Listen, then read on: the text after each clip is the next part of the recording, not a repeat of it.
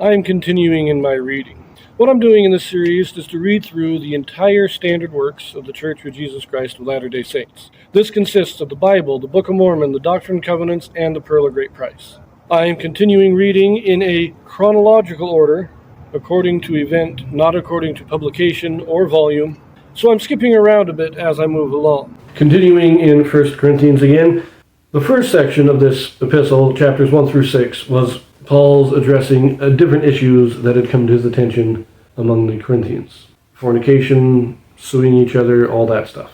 Then starting in chapter 7, we have this section which is him answering questions that have been raised in a letter that the Corinthians sent to him. We talked about marriage and the ministry, talked about meat sacrificed to idols, and in our last reading, Paul gave a defense of his own actions and showed how he is an apostle of Christ. As I've said in other videos, the term apostle in the New Testament seems to apply to any general authority, whether they are an actual apostle or a member of the 70, possibly a presiding bishop. They're all called apostles. So is Paul at this time an actual apostle, a member of the Quorum of the 12? We don't know. James was martyred, so who was called to replace him? We are not told. But he is an apostle in that he is a general authority of the church. And that's where we left it. And we're going to pick it up now in chapter 10. In this video, we have a Joseph Smith translation. Now, what the Joseph Smith translation is, this is a translation or correction done by Joseph Smith to restore those passages that have been lost or corrupted over the years. So 1 Corinthians chapter 10. Moreover, brethren, I would not that ye should be ignorant, how that all our fathers were under the cloud, and all passed through the sea, and were all baptized unto Moses in the cloud and in the sea, and did all eat the same spiritual meat, and did all drink the same spiritual drink, for they drank of that spiritual rock that followed them, and that rock was Christ. But with many of them God was not well pleased, for they were overthrown in the wilderness. Now these things were our examples, to the intent we should not lust after evil things as they also lusted. Neither be ye idolaters, as were some of them, as it is written, the people sat down to eat and drink and rose up to play. Neither let us commit fornication, as some of them committed, and fell in one day 23,000. Neither let us tempt Christ, as some of them also tempted, and were destroyed of serpents. Neither murmur ye, as some of them also murmured, and were destroyed of the destroyer. Now all these things happened unto them for ensamples, and they are written for our admonition, upon whom the ends of the world are come.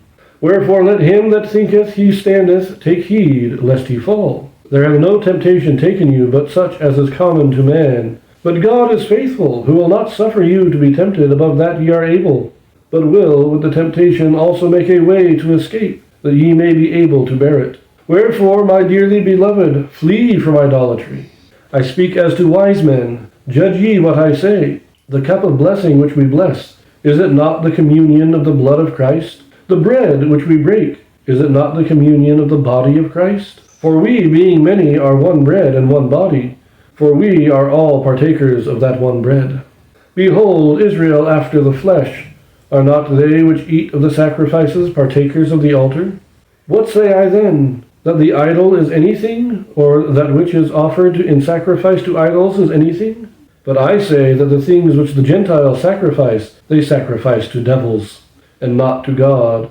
And I would not that ye should have fellowship with devils. Ye cannot drink the cup of the Lord and the cup of devils. Ye cannot be partakers of the Lord's table and of the table of devils. Do we provoke the Lord to jealousy? Are we stronger than he? All things are lawful for me, but all things are not expedient. All things are lawful for me, but all things edify not. Let no man seek his own, but every man another's wealth. Whatsoever is sold in the shambles, that eat, asking no question for conscience sake. For the earth is the Lord's, and the fullness thereof. If any of them that believe not bid you to a feast, and ye be disposed to go, whatsoever is set before you, eat, asking no question for conscience sake. But if any man say unto you, this is offered in sacrifice unto idols, eat not for his sake that shoot it, and for conscience sake. For the earth is the Lord's, and the fullness thereof. Conscience, I say, not thine own, but of the other. For why is my liberty judged of another man's conscience? For if I by grace be a partaker, why am I evil spoken of for that for which I give thanks. Whether therefore ye eat or drink, or whatsoever ye do, do all to the glory of God. Give none offense, neither to the Jews, nor to the Gentiles, nor to the church of God, even as I please all men in all things, not seeking mine own profit, but the profit of many, that they may be saved. I like this. We have this, as far as I know, this might be the only reference to the sacrament outside of the story of the Last Supper, at least that we find in the New Testament. I could be wrong. We'll have to keep reading it. And I think it may mention it once in the Acts, but it doesn't mention it that often in the New Testament. I do like that. With verse 16, the cup of blessing and the bread which is break. Now, he holds up ancient Israel as an example of what not to do. God gave them great blessings, but they went after idols. They tempted God, and this was the punishment. So don't do that. But a lot of this is, they sacrifice to devils. See, a lot of people get mad in the modern day when you say this, but it is very true that outside of the one true church of God, everybody is worshiping devils. Now, they may not know it. The Greeks, when they sacrificed to Zeus, they thought they were sacrificing to Zeus, but it was really a sacrifice to devils, because the devil is the one that inspired that false religion. The same thing is true of all false religions. God has inspired only one true religion. All other religions are inspired by the devil. And therefore all their worship is more or less worshiping devils.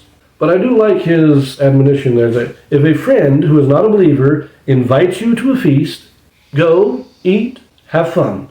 Don't ask questions. If they serve you some meat, just eat it. Doesn't matter. But if they tell you that it was a sacrifice to idols, then you have to refuse it. See, if they just serve it to you, you don't know where it was cooked, you don't know where it came from, you don't know why it was cooked, it's all good, you just eat it. Once they tell you that it was a sacrifice to idols, now for your conscience, you've got to refuse it. It's very interesting advice there. And I also like that at the end there where he says, your conscience judges you. Your conscience can't judge me. My conscience judges me, your conscience judges you. So keep your conscience clean. Don't worry about what my conscience says. Keep your conscience clean. Now, before we sign off, we do have a few Joseph Smith translations here. Quite a few. First, in verse 11, we now have it rendered.